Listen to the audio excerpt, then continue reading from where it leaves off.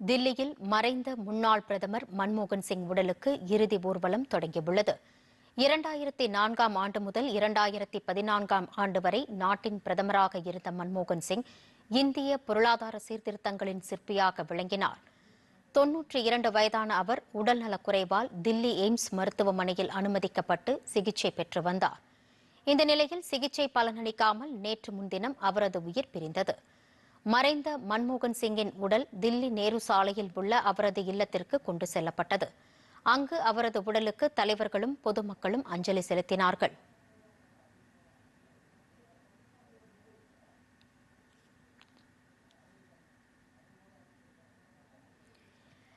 இந்த நிலையில் மறைந்த மன்மோகன் சிங்கின் உடல் பொதுமக்கள் அஞ்சலி செலுத்துவதற்காக காலை 8 மணி அளவில் அவரது வீட்டிலிருந்து காங்கிரஸ் தலைமையகத்திற்கு ஊர்வலமாக கொண்டு செல்லப்பட்டது.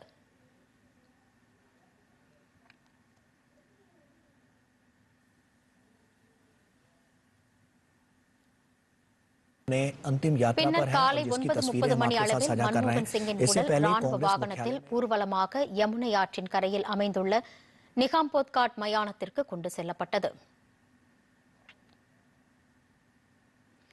தற்போது முழு ராணுவ மரியாதையுடன் மன்மோகன் சிங்கின் உடலுக்கு இறுதி சடங்கு நடைபெற்று வருகிறது. நிகாம்போத் மயானத்தில் மன்மோகன் சிங் உடலுக்கு வெளிநாடுகளைச் சேர்ந்த பல்வேறு பிரதிநிதிகள் இறுதி அஞ்சலி செலுத்துகிறார்கள்.